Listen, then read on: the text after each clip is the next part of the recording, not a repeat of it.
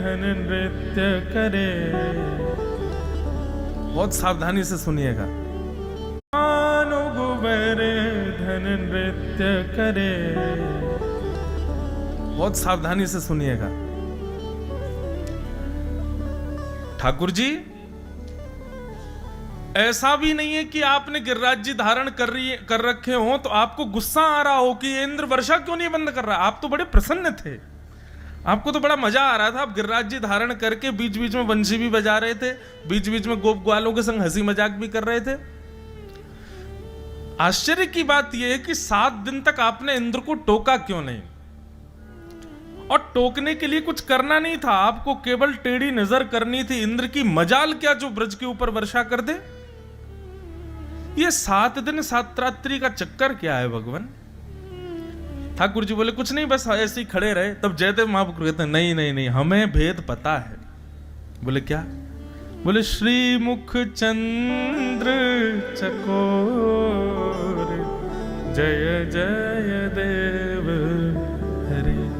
ठाकुर जी, श्रीनाथ जी के नेत्र नीचे रहते हैं। अनेक भाव हैं इस विषय के, पर एक उत्तम भाव यह भी है। सब लोग इधर देखो, क्या है?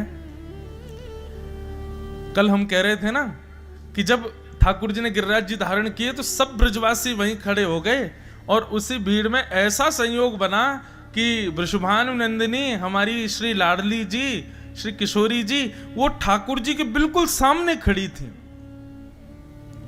भीड़ इतनी कि महाराज श्री जी हिल भी नहीं पा रही हैं, बिल्कुल जैसे बहुत भीड़ में व्यक्ति हिलडुल भी नहीं पाता, ऐसे श्री जी खड़ी हैं बिल्कुल ठाकुर जी के सामने। ठाकुर जी बोले जय बढ़िया अवसर भयो है। श्री जी सामने खड़ी हैं, बिल्कुल नेत्रन को दर्शन है रहे हैं और इंद्र वर्षा कर रहा है। इंद्र तो 6-7 मिनट में समझ गया था कि ये भगवान है, वो तो वर्षा बंद कर रहा था। ठाकुर जी ने उसको इशारा कर दिया, बोले बरसा तो रहे, जितनों तेरो भंडार है सब खाली कर, मैं श्री जी को देखता तो भी रहूंगा यहाँ पे। जयदेव महाप्रभु कहते हैं श्री मुख चंद्र चकोर, आप किशोरी जी को देखने के लिए 7 दिन 7 रात्रि तक ऐसे ही खड़े रहे भगवान। आपको हम बारंबार प्रणाम करते हैं। श्री मुख चंद्र चकोर, जय जय देव हरे। बंधुओं, ये आचार्यों के पद, ये आचार्यों के द्वारा रचित भाव, ये सामान्य स्तुतियां नहीं है। ये ठाकुर जी के लीलाओं के भेद खोले जा रहे हैं। ठाकुर जी की लीलाओं के अंतरंग भाव इनमें बताए जा रहे हैं।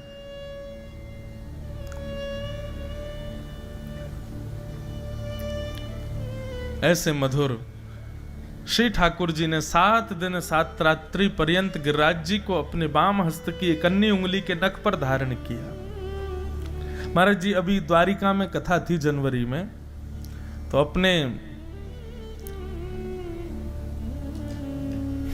बड़ोदरा के महाराज श्री, उनके सुपुत्र हमारे बड़े अच्छे मित्र हैं श्री शरणम कुमार गोस्वामी जी, वे आए थे वहां। उनसे चर्चा हो रही थी। बहुत अच्छी बात एक उन्होंने कही, बोले कि लाल जी को प्रेम देखो, कहां गोवर्धन धारण करने के लिए 21 किलोमीटर लंबे चौड़े ऊंचे गिरिराज जी को धारण करने के लिए बाम हस्त की इकन्नी उंगली का नख काफी है, और कहां गोपी और ब्रज ग्वालों को प्रेम प्रदान करने वाली वंशी को धारण करने के लिए 2 भुजा चाहिए। हल्की सी वंशी के लिए ठाकुर जी 2 भुजा का प्रयोग करते हैं, और इतने विशाल पर्वत के लिए इकन्नी उंगली। कर्तुम अकर्तुम अन्यथा कर्तुम समर्थ ईश्वर। जहां ठाकुर जी को लगता है कि मेरे बल का प्रयोग, मेरे बल का प्रदर्शन होगा, मेरे बल की प्रशंसा होगी, वहां ठाकुर जी अपने आप को गौड़ कर लेते हैं। लेकिन जहां प्रेम प्रकट होगा वहां ठाकुर जी स्वयं को पूरा का पूरा प्रदत्त कर देते हैं। गिरिराज जी को उठाना ये एक बल का प्रभाव है। ठाकुर जी कह रहे हैं कि मुझे बल का प्रभाव नहीं दिखाना, इसलिए इकन्नी उंगली काफी है। लेकिन जब प्रेम प्रकट करने वाली वंशी का नाद करते हैं तो ठाकुर जी बड़े ध्यान से दोनों हाथों में उठाएंगे, उसके छिद्रों को आच्छादित करेंगे, होठ पर धारण करेंगे और बड़े भाव से एकांत में बैठ करके शांत भाव से तब उसका नाद करेंगे। वंशी का स्वरूप छोटा है लेकिन प्रेम प्रकट करती है, इसलिए उसके लिए व्यवस्थाएं बहुत हैं। लेकिन गिरिराज विशाल है और उसके धारण में प्रभाव का प्रकाश हो रहा है, इसलिए ठाकुर जी उसको सामान्यतया उठा लेते हैं। समझ में आ रही है बात? हम लोग उल्टे हैं, जहां हमारी प्रशंसा बहुत होगी, जिस कार्य को करने में हमारा अखबार में नाम आ जाए, लोग प्रशंसा करें, हम उसका प्रकाश और अद्भुत के ज्यादा करते हैं। लेकिन ठाकुर जी का ऐसा स्वरूप नहीं है। ठाकुर जी प्रभावजन्य वस्तुओं को तो सामान्यतया स्थान पर रखते हैं, लेकिन प्रेम प्रदान करने वाली वस्तुओं को प्रधानता देते हैं।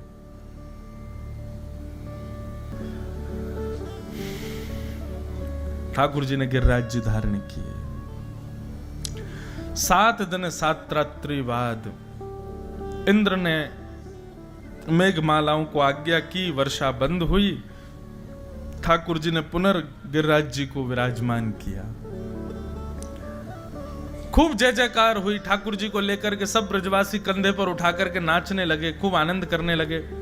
अब गर्ग संहिता की एक कथा आती है, बहुत ध्यान से सुनना।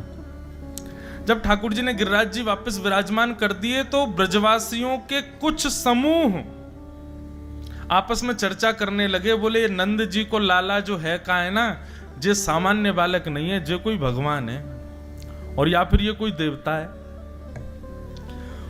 और वे सब गए जाकर के नंद बाबा से कहने लगे, बोले नंद बाबा आप हमसे कछु छुपा रहे हो, सांची सांची बताओ, ये तुम्हारे लाला में ऐसा कौन सा गुण है, ऐसे कौन से देवता हैं या कि बंदर, या फिर या में कछु तो विशेषता है, हमको बताओ। नंद बाबा बोले, देखो कोई विशेषता नहीं है, आपको सांची बता दूं। गर्गाचार्य जी ने जब हमारे लाला को नामकरण संस्कार किया तो नामकरण करते समय गर्गाचार्य जी बोल के गए कि भैया देखो तुम्हारा जो लाला है ना, ये नारायण समो गुण ही है, नारायण के समान गुण है या लाला में, या हमारे कभी कोई अद्भुत लीला करे तो आप संशय मत करियो। और ये बात गर्गाचार्य जी ने 2 लोगन के काजे ब्रज में कही है, एक वृषभानुनंदिनी किशोरी जी के लिए और दूसरी ठाकुर जी के लिए। तो ब्रजवासी पीछे पड़ गए, बोले तो फिर इन दोनों उनको ब्याह कराए दो, दोनों उनको ब्याह कर दो। ब्याह को प्रस्ताव सुन करके नंद बाबा खुश है गए, बोले ठीक है भैया, जैसी आपकी इच्छा कर देंगे ब्याह। बड़ी अच्छी कथा है। तो नियम क्या है? बोले ब्याह पक्का कब होता है? हमारे यहां पूर्व का ऐसा रिवाज कि बेटी वाले कुछ सामग्री भेजेंगे बेटे वालों के यहां, और वो सामग्री बेटे वाले दुगनी करके भेजेंगे बेटी वालों के यहां, तब संबंध पक्का होगा। तो पहली सामग्री श्री जी के यहां से आई, बरसाने से आई। कितनी सामग्री? बोले इतनी सामग्री आई कि वृंदावन में एक तिल रखने की जगह नहीं बची, इतनी सामग्री आई। बड़ी बड़ी बैलगाड़ी में महाराज हीरे जवाहरात मोती भर भर के आए नंद भवन। नंद बाबा मुनीम जी के संग में बैठे हैं, बोले भैया जितनी सामग्री आए सब लिख लियो, दुगनी दुगनी करके भिजवानी है बरसाने। अब तो महाराज बैलगाड़ी आती जा रही है, आती जा रही, सुबह तो शाम है गई। नंद बाबा बोले और कितनी है? बोले अभी तो जगह ना बची वृंदावन में, अभी तो मार्ग में ही खड़ी है बैलगाड़ी। नंद बाबा बोले मुनीम जी भैया सब देख लो, सामग्री देखो, मणि आदि सब देख लो, कितनों मोल है इनको, और सब व्यवस्था करो, 10 दिन के अंदर दुगनों करके भेजेंगे, तब लाला को ब्याह पक्को होगो। अर्धरात्रि का समय, नंद बाबा प्रसाद पा रहे हैं और गोद में लाल जी बैठे हैं, ठाकुर जी बैठे हैं। इतने में मुनीम जी आए। मुनीम जी आकर के बोले बाबा जे संबंध ना है सके। नंद बाबा बोले क्यों? बोले बाबा अभी एक बैलगाड़ी की एक मोती की माला को मैंने मोल निकालो तो आपकी 9 लाख गैया बिक जाएंगी, पूरा नंद भवन बिक जाएगा, वृंदावन बिक जाएगा, 1 लाख की भरपाई नहीं है पाएगी। ऐसी असंख्य बैलगाड़ी भर के सामग्री है, कहां तक करेंगे हम ब्याह? नंद बाबा बोले तो कहा करें? बोले कल यथावत जितनी सामग्री है सब वापस बरसाने भेज दो, और ब्रजभानु जी तो मना कर दो। बोले भैया ये ब्याह ना है सके। ठाकुर जी गोदी में बैठे बैठे और मुनीम जी को घूर रहे हैं, बोले दारी के मेरो ब्याह तोड़वावे आयो है। नंद बाबा मुनीम जी बात कर रहे, इतने में ठाकुर जी उठ के भागे और एक बैलगाड़ी की एक माला लेकर के ठाकुर जी कहीं चले गए। दूसरे दिन सब सामग्री वापस करवे को समय आयो। मुनीम जी सब गिन लो, जितनी सामग्री आई उतनी है कि नहीं। मुनीम जी सब गिनते जा रहे हैं, हाँ भाई इतने मोती हैं, इतने हीरा हैं, इतने ये हैं, सब इतनी बैलगाड़ी हैं, सब गिनते गिनते मुनीम जी बोले भगवान सब कछ हुआ, लेकिन एक मोतीन की बैलगाड़ी में से एक माला गायब है, वो नहीं मिल रही है। नंद बाबा सिर पे हाथ धर के बैठ गए, बोले दुगनो करनो तो दूर की बात, जितनो आयो उतनो भी ना पहुंचा पा रहे वापस। जन कहां ते कोई निगोरो चोर आगो चोरी करके ले गो रात में। नंद बाबा बड़े परेशान। इतने में ही नन्हे से मदन गोपाल आए। बाबा का भयो, तुम रो काई को रहे हो? अरे देख लाला, तेरे ब्याह के काजे इतनी सामग्री आई, ना जाने कहां ते कौन सा कोई चोर आयो, या मैं तो एक मोती की माला लेके भाज गयो। कहा करें, हम तो मुंह दिखावे लायक भी नहीं बचे। ब्रजभानु जी कहां सोचेंगे हमारे बारे में। ठाकुर जी बोले बाबा चिंता क्या कर रहे हो, बा माला है तो मैं लेके चलोगो। ठाकुर जी बोले कहां लेके गए हो? अरे बाबा कल मुनीम जी कह रहे हैं ना हम पे सामग्री इतनी नहीं है कि हम दुगनो करें, तो मैंने अपनी बुद्धि लगाई। मैंने सोची कि हमारे नंद बाबा बीज लेके आमे और खेतन में बो दें, सोई बीज में ते अनेक फसल है जाए, दुगनी दुगनी है करके फिर महाराज दुकान में हम लोग जाके बांट दें हमें। मैंने सोची जब मोती हीरे जवाहरात कम पड़ रहे हैं तो इनको भी बोए दो, इनके वृक्ष प्रकट हो जाएंगे, पौधा आ जाएंगे, उनमें फल रूप में ये भी लग जाएंगे। नंद बाबा बोले बाबड़े कहा करके आयो लाला, ये कोई मोती बोवे तो होवे थोड़े ही है, अमुक दिखा तो सही कहां बो के आयो है। ठाकुर जी उंगली पकड़ करके नंद बाबा को ले गए। आज भी बंधुओं वो गांव, वो स्थान विद्यमान है नंद गांव के पास में। ठाकुर जी लेकर के गए। नंद बाबा ने जैसे ही खेत में जाके देखो तो मोती हीरे जवाहरात मणियों के बड़े बड़े वृक्ष लगे हैं और उन पर फल रूप में मोती मणि और सुंदर सुंदर आभूषण लटके हुए हैं। नंद बाबा तो देख करके हैरान है कि बोले लाला जे कैसे भयो? बोले बाबा वो मत सोचो कैसे भयो, मेरो ब्याह पक्को कर दो, ये सब दुगनो दुगनो करके भिजवाए दो, मेरो ब्याह कराए दो। तो ऐसे कहीं कहीं ब्रज के ग्रंथों में, कहीं कहीं गर्ग संहिता में, कहीं कहीं ब्रज के साहित्य में किशोरी जी के साथ ठाकुर जी का विवाह संपन्न हुआ, ऐसा भाव। वैसे बंधुओं एक बात कहें, लोग कहते हैं महाराज जी ठाकुर जी का रुक्मणी जी से ब्याह हुआ, किशोरी जी से ब्याह बातें करनो पड़े जाते ना होवे। जो अपनो ही है, जो हमारो ही है, वाकू ब्याह करके दिखावे की कहा आवश्यकता। श्री जी ठाकुर जी से भिन्न नहीं है, श्री जी ठाकुर जी से अलग नहीं है। श्री जी तो नित्य ठाकुर जी की हैं। हाँ लक्ष्मी ठाकुर जी की नहीं है, इसलिए ठाकुर जी उससे ब्याह करते हैं। ब्याह उसी से तो किया जाता है जो हमारा नहीं है, अपना बनाने के लिए उससे ब्याह किया जाता है, लेकिन जो नित्य हमारा है। अब ये विषय ऐसा है कि इसके लिए तो फिर भाव से राधा रसामृत सुनो, ब्रज की लीलाएं अलग से सुनो, वो हम करते हैं, साल में 1-2 बार करते हैं, तब ये भाव समझ आए। तो इस भांति ठाकुर जी का मंगल गोवर्धन उत्सव सुसंपन्न हुआ। भगवान ने गिरिराज धारण किए। गोवर्धन, गो कहते हैं बंधुओं इंद्रियों को, हमारे शरीर की समस्त इंद्रियों को गो कहा जाता है। और इस गौ रूपी इंद्रिय का जो वर्धन करे कृष्ण भक्ति में, उनका नाम है गोवर्धन। हम एक युक्ति और बताते हैं कथाओं में। जैसे भक्ति में क्या होता है, किसी को कथा सुनने में बहुत अच्छा लगता है पर उसको दर्शन में इतना सुख नहीं मिलता। मतलब कथा सुनवा लो कितनी भी, लेकिन उससे कहो चलो वृंदावन चलो, गोवर्धन चलो, गिरिराज जी चलो, कथा सुनवा दो, भैया ये सब मत करवाओ, भैया घुमा दियो। क्या बता रहे थे हम, क्या बता रहे थे? हैं? हाँ गोवर्धन हाँ। तो हमारी समस्त इंद्रियां अलग अलग बटी हुई हैं। किसी व्यक्ति को कथा सुनने में बहुत अच्छा लगता है पर दर्शन में इतना सुख नहीं मिलता। किसी व्यक्ति को दर्शन में सुख मिलता है लेकिन कथा में आती उसको निद्रा आ जाती है, सो जाए बेचारो। किसी को दर्शन में भी सुख नहीं मिलता, किसी को कथा में भी सुख नहीं मिलता, उसको केवल एक ही चीज की प्रतीक्षा होती है। कोई वृंदावन जा रहा, सुनो वहां से पेड़े लिया ना, उसको प्रसाद पाने का ही सुख होता है। मंदिर जा रहे हो, वहां से प्रसाद जरूर ले आना, उसको प्रसाद का ही सुख होता है। कई कथाओं में प्रसाद की व्यवस्था होती है, तो आधे श्रोता तो इसीलिए आते हैं कि कथा के बाद प्रसाद मिलेगा। कहीं कहीं कथाओं में, ग्रामीण क्षेत्रों में लोग क्या करते हैं, आयोजक लोग, ताकि लोग कथा में आए इसके लिए भोजन की व्यवस्था करते हैं। लोग भी इतने चतुर हैं, वो तभी आते हैं जब कथा विश्राम होने वाली हो, ताकि विश्राम होते ही भोजन में बैठें।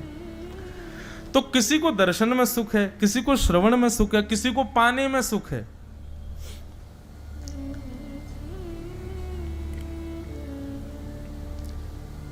लेकिन हम कहते हैं यदि कोई व्यक्ति गिरिराज जी की परिक्रमा करे, श्री गोवर्धन नाथ जी की परिक्रमा करे, और परिक्रमा करते समय ये भाव गिरिराज जी से कहे कि मेरी कथा सुनने में रुचि बढ़े, मेरी आपकी सेवा में रुचि बढ़े, आपके दर्शन में रुचि बढ़े।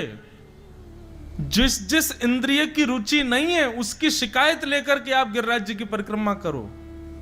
आप परिक्रमा पूर्ण करते ही अनुभव करेंगे आपकी वो इंद्रिय ठाकुर जी की भक्ति में सजग हो जाएगी। इसीलिए उनका नाम गोवर्धन। अब हम अपनी बात बता रहे हैं प्रत्यक्ष। हमारे गिरधर लाल जी, अब हम रामानुज परंपरा से दीक्षित हैं, हमारे ठाकुर जी पुष्टि मार्गीय हैं। अब ब्रजवासी सब पुष्टि मार्गीय हैं, ब्रजवासी जन्म से ही पुष्टि मार्गीय होते हैं, ठाकुर जी से खूब लाड प्यार करते हैं, खूब स्नेह दुलार करते हैं इसलिए। लेकिन हमारी परंपरा प्रारंभ से दीक्षित रामानुज संप्रदाय में, दक्षिण भारतीय परंपरा, हमारे ठाकुर जी पुष्टि मार्ग के। अब वो कथा तो बड़ी बड़ी है कि लाल जी पधारे कैसे हमारे पास।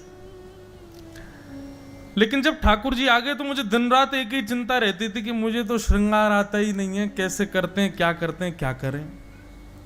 तो आपको अपना अनुभव बता रहे हैं हम। मेरी दंडवती चल रही थी, दंडवती के बीच में ठाकुर जी आए थे, गोवर्धन की दंडवती कर रहे थे हम, उसके बीच में ठाकुर जी आए। तो जब ठाकुर जी आए, हमने जो थोड़ी बहुत दंडवती रह गई थी वो दोबारा प्रारंभ की, तो तब ठाकुर जी संग थे। दंडवती करते करते यही भाव रखा कि हे गोवर्धन नाथ जी, आपका श्रृंगार कैसे करें, आप आ तो गए हो, हमसे श्रृंगार होता नहीं है, हमसे आता नहीं है। हम कथा कहने में निपुण हैं, भजन कीर्तन पद गाने में निपुण हैं, भोग वोग भी थोड़ा बना लेते हैं, उसमें भी निपुण हैं, ये श्रृंगार हमसे नहीं होता। और आप विश्वास माने, जिस दिन दंडवती पूरी हुई उस दिन से आज तक ठाकुर जी का श्रृंगार देखो आप, कैसे मधुर सजते हैं ठाकुर जी।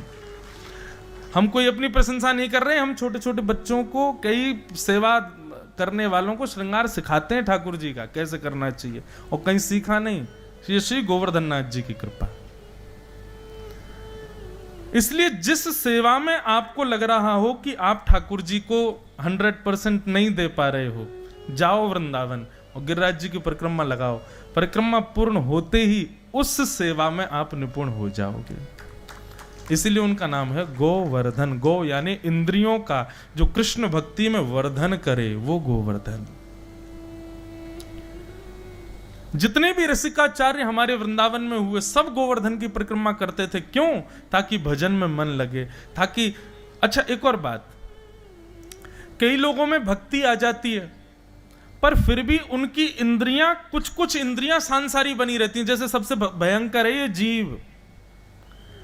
हम कथा तो सुनते हैं, भजन करते हैं, सेवा करते हैं, लेकिन जीव के चट्टपने पे बिल्कुल कंट्रोल नहीं है। जीव नहीं काबू कर पाती अपने ऊपर। जाओ गोवर्धन परिक्रमा करो। जो इंद्रिय बिगड़ रही है उस इंद्रिय को भी निपुण करते हैं श्री गोवर्धन नाथ जी, उसके दोष को भी नष्ट करते हैं श्री गोवर्धन नाथ जी। अनेक भाव हैं, लेकिन मेरे को ऐसा लगता है भक्ति पथ पर चलने वालों को जो भाव चाहिए वो प्रधान है। इसलिए जिस इंद्रिय को आप अपने वश में नहीं कर पा रहे, जाओ उस इंद्रिय की शिकायत लेकर गिरिराज जी की परिक्रमा करो। 21 किलोमीटर पूर्ण होते होते वो इंद्रिय आपकी भगवत भक्ति में लीन हो जाएगी। ये विश्वास है हमारा। ऐसे ही नहीं है श्री गोवर्धन नाथ जी, ऐसे ही नहीं विराज रहे। हरिदास वर्य कहा गया है श्रीमद् भागवत के वेणु गीत में। हम हरिदास हैं, और वो कौन है? बोले हरिदास वर्य। हरिदासों में भी श्रेष्ठ। ऐसे श्री गोवर्धन नाथ ठाकुर जी ने उनको अपने नख पर धारण किया, पुनर्विराजमान किया। पूरे ब्रजमंडल में ठाकुर जी की जय जयकार होने लगी।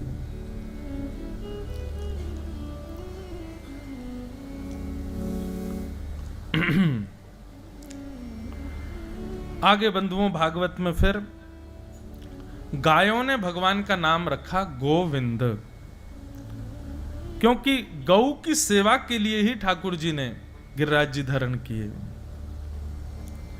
गायन के संग धावे, गायन में सचु पावे, गायन के हेत गिरी कर ले उठायो। आगे गाय पाछे गाय, इत गाय उत गाय। गोविंद को गायन में बस वो ही भावे। गोविंद को गायन में बस वो ही भावे। एक बात और कहें, एक प्रैक्टिकल कीजिएगा बंधुओं। गौशाला जाओ, गैया को चारा खवाओ, गैया का गोबर उठाओ, गैया का दूध निकालो। यदि इन 3 कार्यों में आपको बिल्कुल भी डर ना लगे, 3 कार्यों में किसी प्रकार का अपराध ना हो, ये ना लगे गैया खा तो नहीं जाएगी, गैया मार तो नहीं देगी, गैया से किसी भी प्रकार का यदि भय ना हो, तो समझना आप जो भक्ति कर रहे हो वो निपुण है। लेकिन गैया से किसी भी रूप में भय है, गोबर से घृणा हो रही है, गौमूत्र की सुगंधी से मन विचलित हो रहा है, तो समझना भी ठाकुर जी से कोसों दूर हो, आप समीप भी नहीं हो। हमारे लाल जी कैसे हैं, बोले गौमूत्रेण स्नापित्वा, ठाकुर जी तो गौमूत्र में स्नान और कर लेते हैं। पुनर्गौरज सार्वभकम, और गौमूत्र से स्नान करने के बाद में पाउडर के रूप में गैया की रजी उठा के डाल लेते हैं अपने ऊपर। ऐसे हैं लाल जी महाराज। कभी गैया का दूध काटते हुए देखा ग्वारिया को?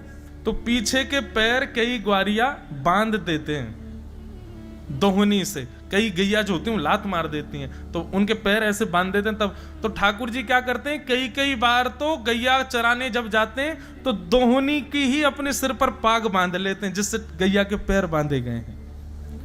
भागवत में वर्णन आता, तम गो रजत छुरित कुंतल वद्दवरह वन्य प्रशून रुचिरे क्षण चारुहासम वेणुम कुणंत मनुरई रनुगीत कीर्ति। गैया से बहुत प्रेम करते हैं ठाकुर जी। प्रेम भी नहीं, अति प्रेम करते हैं गैया से। इतना प्रेम शायद ही किसी को ठाकुर जी ने किया हो जितना गैयाओं से करते हैं। इसलिए गाय से यदि आपको प्रेम है, गौ प्रिय लगती है, तो निश्चित है गोपाल जी को आप प्रिय लगोगे। ठाकुर जी ने गिरिराज जी धारण किए, गैयाओं ने भगवान का नामकरण किया। आगे फिर एकादशी व्रत की कथा आती है। कितने लोग एकादशी व्रत करते हैं? सांची वारे बताओ, इतने लोग करते हैं? बंधुओं, एकादशी क्या है? अनेक भाव हैं, पर हमारी दृष्टि में एकादशी वैष्णवों की करवा चौथ है। जैसे एक प्रियतमा अपने प्रियतम के लिए व्रत करती है, ऐसी वैष्णव अपने प्रियतम श्री कृष्ण के लिए व्रत करते हैं। और व्रत का कारण चाहे कुछ भी हो, पर एक ही प्रधान है कि प्रेम बढ़े ठाकुर जी के प्रति। हमारी आयु 2 चीजों से कम होती है, एक तो बहुत खाने से और दूसरा बहुत बोलने से। 2 चीजों से आयु पर असर पड़ता है। जितना ज्यादा खाओगे उतनी जल्दी आप अलविदा कह जाओगे, और जितना ज्यादा चपड़ चपड़ संसार की बातें करोगे उतनी जल्दी आयु आपकी कम होगी। व्यक्ति जब व्रत करता है तो अन्न नहीं खाता, और जब वो अन्न नहीं खाता तो उसकी एक दिन की आयु बढ़ जाती है, एक ही दिन की बढ़ती है बस। आज पूरे दिन हमने अन्न नहीं पाया, एक दिन की आयु बढ़ेगी। लेकिन एकादशी व्रत करने वाले वैष्णव पूरे एक दिन अन्न नहीं पाते, और अन्न किस लिए नहीं पाते? बोले ठाकुर जी के लिए नहीं पाते। तो उसका अभिप्राय ये होता है कि एकादशी व्रत करने वाला एक दिन की आयु जो उसको मिली वो ठाकुर जी को अर्पित कर देता है, भगवत चरणों में अर्पित कर देता। बोले प्रभु मुझे नहीं चाहिए, बस ऐसा कर दो, मेरे अब शेष दिन जो हैं, जितनी एकादशी मैंने करी गिन लेना, उतनी एकादशी मतलब उतने दिन ठाकुर जी के हो गए मेरे जीवन के। कई लोग कहते महाराज जी एकादशी का उद्यापन कर लें। उद्यापन का मतलब हो जाता है कि फिर उसके बाद एकादशी ना करो तो चलेगा। मुझे ऐसा लगता है कि क्यों करना है? जब तक धराधाम पर हैं तब तक एक एक, वैसे तो हम हर दिन ठाकुर जी को दें, लेकिन 15 दिन में से एक स्पेसिफिक एकादशी का दिन यदि ठाकुर जी को ही अर्पित हो जाए तो इसमें बुराई क्या है? हम उससे छुट्टी क्यों चाहते हैं? अब मेरी बात सुन के कहीं जिसका होने वाला हो उद्यापन वो बंद मत कर देना, कर लो, पर जिनका अभी मन नहीं बना है उद्यापन करने का वो करना नहीं। अरे जब तक अंतिम श्वास चले एकादशी करते रहो। श्री नामदेव जी के विषय में एक बड़ी सुंदर कथा आती है। नामदेव जी एकादशी का व्रत करते थे, लेकिन वो स्वयं करते थे, इतना ही नहीं सबसे करवाते थे। अगर उनको पता चल जाता कि कोई व्यक्ति रोटी खा रहा है तो उसके घर पहुंच के थाली उठा लाते थे। बोले आज एकादशी आज नहीं खाओगे। केवल वयोवृद्ध और छोटे बालकों को छोड़ के, और किसी कोई बीमार हो, बस 3 लोगों को छोड़ दे, बाकी किसी को खाने ही नहीं देते। एकादशी के दिन नामदेव जी पूरे नगर में घूमते और घर घर में जाके देखते कोई भोजन तो नहीं कर रहा है। ये भी एक वैष्णव का स्वरूप है कि मैं अकेला भक्ति करूं नहीं, सबसे करवाऊंगा, मैं सबसे नाम जपवाऊंगा, चाहे कुभाव से जपो लेकिन जपो। एक बार ठाकुर जी उनकी परीक्षा लेने के लिए एक ब्राह्मण का रूप धारण करके आ गए, और वयोवृद्ध ब्राह्मण 70-80 वर्ष की आयु ठाकुर जी ने धारण कर ली, और वयोवृद्ध से ब्राह्मण हाथ में लाठी लिए और नामदेव जी के द्वार पर आ गए, और द्वार पर आकर के गिर पड़े। नामदेव जी दौड़े, संत आए जय हो भगवान पधारो। बोले मैं 20-22 दिन हो गए मैंने कुछ खाया नहीं है, मुझे बहुत जोर की भूख लगी है, मुझे जल्दी से कुछ तुम रोटी बनाओ, सब्जी बनाओ, चावल बनाओ, जल्दी से कुछ बना करके मुझे पवाओ। नामदेव जी बोले देवी केला लेके आओ, सेब लेके आओ, अमरूद लेके आओ, फल खिलाओ। नहीं फल नहीं चाहिए, मुझे तो रोटी सब्जी खानी। बोले भगवान आज एकादशी है, आज तो अन्न नहीं बनेगा घर पे। बोले अरे तुम लोग मत खाओ, मुझे तो खिला दो। बोले नहीं भगवान आप भी मत खाओ। बोले मेरे प्राण निकल जाएंगे, वयोवृद्ध 70-80 वर्ष की आयु है मेरी, ऐसा मत करो मेरे साथ। ठाकुर जी थे। नामदेव जी बोले इससे बढ़िया क्या होगा, एकादशी के दिन प्राण निकलेंगे, सीधे वैकुंठ जाओगे, लेकिन रोटी नहीं खाने दूंगा मैं। ठाकुर जी बोले कैसे आदमी हो तुम, हम मर जाएं ये चलेगा तुमको, लेकिन हमको रोटी नहीं। बोले बिल्कुल नहीं खाने देंगे, द्वादशी तक इंतजार कर लो, खाने के लिए और भी बहुत सी फलाहार खिला देते, मखाने खवा दें आपको, रोटी नहीं। ठाकुर जी तो परीक्षा लेने आए थे, जोर जोर से चिल्लाने लगे, गला पकड़ करके, भगवान अरे देखो मैं किसके माथे आ गया, अरे मेरी एकादशी करवा रहा है जबरदस्ती, मेरे प्राण निकल रहे हैं। अब गली मोहल्ले में भीड़ लग गई, सब लोग आकर के नामदेव जी को सुनाने लगे, अरे तुम्हारी एकादशी तुम करो, इनसे क्यों करवा रहे हो, बेचारे महात्मा मर जाएंगे अभी। बोले नहीं मेरे घर आए हैं, मैं तो अन्न नहीं खाने दूंगा। तो एक पड़ोसी बोला बाबा आप एक काम करो, मेरे घर चलो, मां पाले ना। तो नामदेव जी ने पैर पकड़ लिए, बोले जाने भी नहीं दूंगा, खाने भी नहीं दूंगा, जाने भी नहीं दूंगा, यहीं पड़े रहो। और पाना है तो ये है ना, फल ले लो, दूध पी लो, मखाने खा लो, अन्न नहीं खाओगे। गांव के लोग सब गालियां देने लगे। महाराज नामदेव जी से कहने लगे ये कैसी भक्ति तुम्हारी, एक व्यक्ति के प्राण निकले जा रहे हैं और तुम अपने नियम उस पर थोप रहे हो। नामदेव जी बोले सब दोष मुझे लग जाए, मुझे कोई दिक्कत नहीं, लेकिन मैं एकादशी का किसी को उल्लंघन करते देख नहीं पाऊंगा। ठाकुर जी बोले अब ब्रह्मास्त्र चलाना चाहिए। अभी तक तो ठाकुर जी तड़प रहे थे, अब ऐसे स्थिति हो गई, और निकले प्राण निकले, मेरे प्राण निकले, बस बस निकलने वाले हैं, आहा अब तो मेरा हाथ पांव कांप रहे, अरे मेरे प्राण निकलने वाले हैं। सब मोहल्ले के लोग कह रहे नामदेव मान जाओ, बेचारों को कुछ पाने दो। नामदेव जी बोले नहीं नहीं भैया, एकादशी फल खिला दो।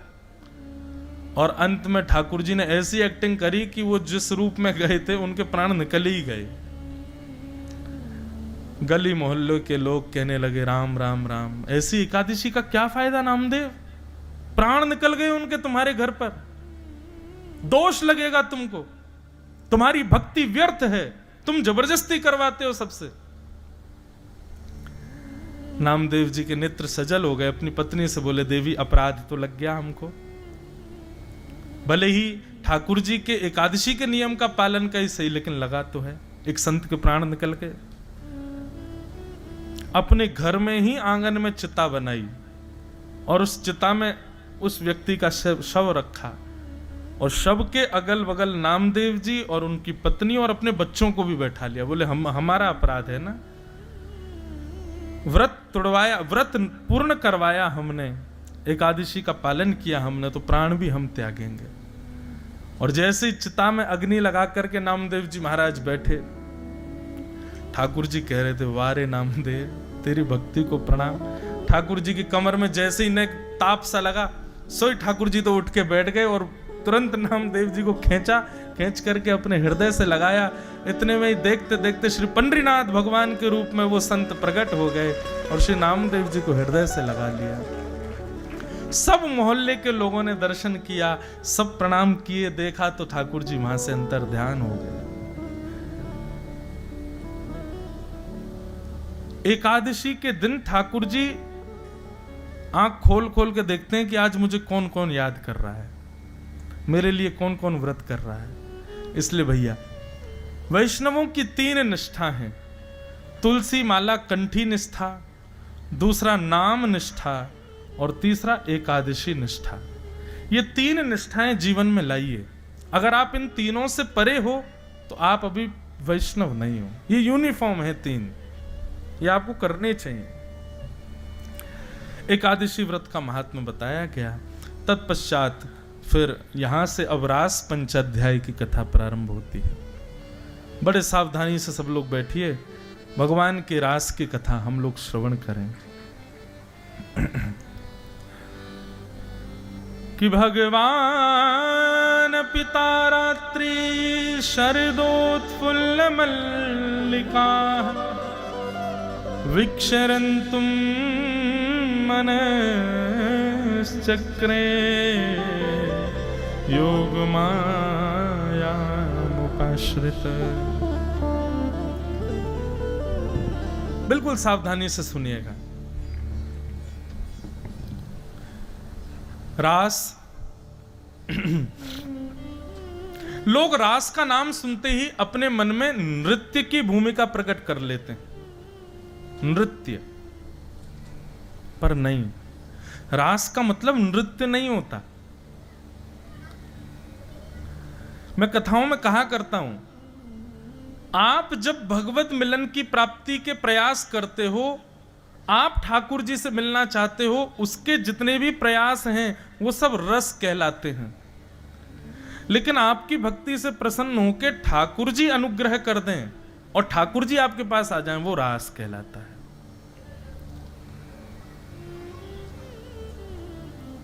जैसे कई लोग यहां पर ऐसी भावना उनकी थी, मैं पहले दिन कहा था ना कि गिरधर लाल जी ना जाने किन किन किन लोगों के लिए आए हैं यहां पर, 7 दिन में पता चलेगा। और जिनके हम रुके हैं उनको अनुभव हो रहा होगा कैसे कैसे लोग, कैसे कैसे वैष्णव, कैसे कैसे कहां कहां के कैसे कैसे वैष्णवों के लिए ठाकुर जी पधारे हैं। कल कथा की बात है। कल एक वैष्णव आए थे इंदौर के पास से, उनको कल नाथ द्वारा जाना था श्रीनाथ जी दर्शन करने, लेकिन किसी बहुत विशेष कार्य की वजह से वो कल नाथ द्वारा नहीं जा पाए। तो बेचारे व्यथित थे, तो बोले कि ठीक है, खंडवा में कथा चल रही, महाराज जी को वहीं चले जाएं। तो बोले महाराज जी रास्ते में आप कथा में कहते हैं कि आप मन में सोच लो वैसा कुछ हो जाए तो समझो कि ठाकुर जी आपसे प्रसन्न है। बोले मैंने मन में विचार किया, कि हे लाल जी, हम नाथ द्वारा तो नहीं जा पाए, पर हम कथा में आ रहे हैं, आज कृपा करके आप दर्शन दे दो। बोले महाराज जी हम आके, बोले हम तो बस विचार करते हुए मार्ग में आ रहे थे और इतने में ही ठाकुर जी पधार गए। इस स्थिति को कहते हैं रास। रस का मतलब है कि आप ठाकुर जी के पास जाने के लिए बैठे हो, आप ठाकुर जी की प्राप्ति के लिए प्रयास कर रहे हो, योजनाएं बना रहे हो, ठाकुर जी की प्राप्ति की सारी परिकल्पनाएं आप सिद्ध कर रहे हो, वो रस है। लेकिन आपसे मिलने के लिए ठाकुर जी योजना बना रहे हैं, वो रास है। भक्ति का पथ, कई लोग मुझसे कहते हैं आपकी व्यासपीठ का नाम भक्ति पथ, पथ का मतलब होता है मार्ग, तो इस भक्ति पथ के डेस्टिनेशन क्या है, इसका गंतव्य क्या है? तो मैं उनसे यही कहता हूं कि ये यात्रा रस से शुरू हुई है, रास तक जानी चाहिए। अभी हम प्रयास कर रहे हैं ठाकुर जी से मिलने का, हम प्रयास कर रहे हैं उनके दर्शन का, हम प्रयास कर रहे हैं उनकी प्राप्ति का, लेकिन हमारी भक्ति की एक दिन स्थिति ऐसी हो जाए कि हम प्रयास ना करें, ठाकुर जी प्रयास करें। ये समझो रास, ये रास है। यही अंतर है रस और रास में। मैं कथाओं में कहा करता हूं बंधु, हम सब गुल्ला हैं। कौन है? गुल्ला। और ये भागवत की कथा, वैष्णवों का संग, तीर्थ यात्रा, ये सब रस हैं। जब हम अपने गुल्लों को इन रस में डुबाते हैं ना, तो रसगुल्ला बन जाते हैं। और जब रसगुल्ला बन जाते हैं तब हमारे रस की सुगंधी से ठाकुर जी प्रसन्न होकर किसी दिन हमारे रसगुल्ला को मुख में लेके उसका आस्वादन कर लेंगे। ये रसगुल्ला, रस और रास। हमारे उत्तर प्रदेश में एक भगवान के भक्त थे, उनका नाम था सूरध्वज। क्या नाम था? सूरध्वज। शंडीला एक जगह है, वहां के वे निवासी थे। वृंदावन के श्री मदन मोहन लाल जी के परम उपासक थे सूरध्वज जी। तो सूरध्वज जी एक बार मन में विचार कर रहे थे, बोले कि क्या करें, ठाकुर जी की बड़ी याद आ रही है, लेकिन काम बहुत है, अभी मैं जा नहीं पाऊंगा। बहुत ध्यान से सुनिएगा।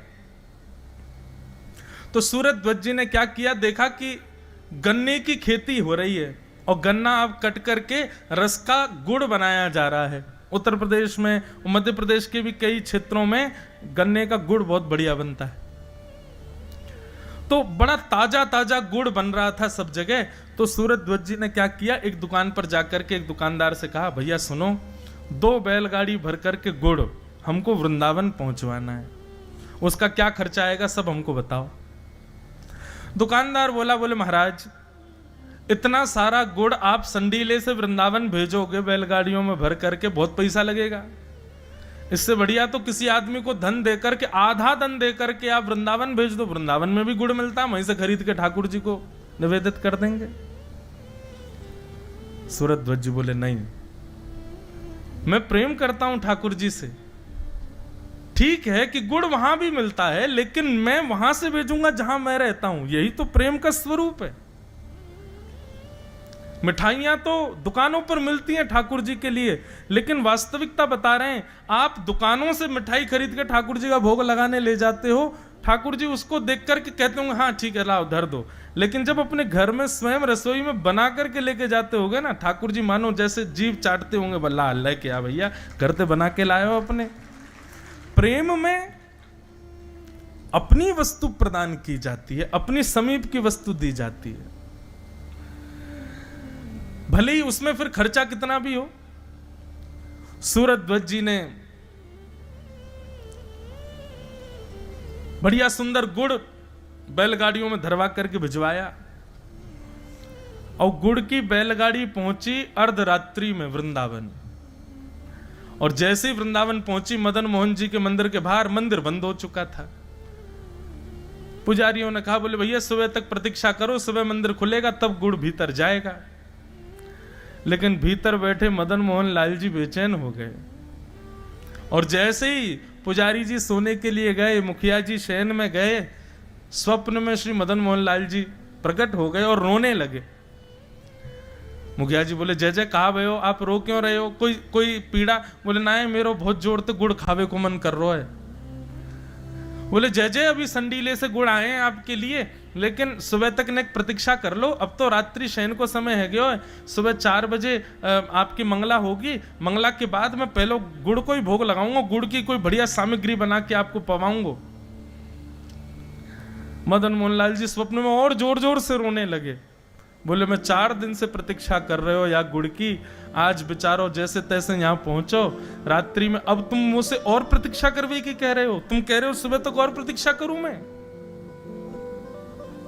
अगर तुम मेरे सच्चे प्रेमी हो तो अभी आओ, मंदिर खोलो, गुड़ भीतर लाके खीर बनाओ गुड़ की, मुझको अभी पवा।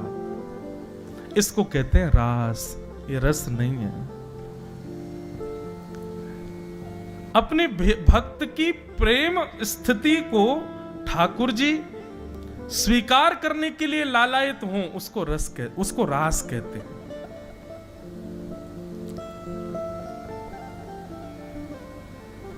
रस और रास। श्री सुखदेव जी महाराज वर्णन करते हैं कि ठाकुर जी के साथ गोपियां रास विहार करने को आतुर हैं, तब तो वो रस विहार कहलाता, लेकिन ये रास विहार इसलिए क्योंकि ठाकुर जी आतुर हैं गोपियों के साथ रास नृत्य करने के लिए, उनसे मिलने के लिए। गोपियां आतुर होती तो रस विहार कहलाता, लेकिन ठाकुर जी आतुर हैं इसलिए रास विहार। रस और रास में ये अंतर है। भगवान ने गोपियों का जब चीरहरण किया था, तब चीरहरण के समय पर ठाकुर जी ने गोपियों को आश्वासन दिया था कि शरद पूर्णिमा की रात्रि पर हम आपके साथ विहार करेंगे। आज शरद पूर्णिमा की रात्रि हुई, सब गोपियां अपने अपने कार्यों में रत हैं, अपने अपने कार्यों में व्यस्त हैं।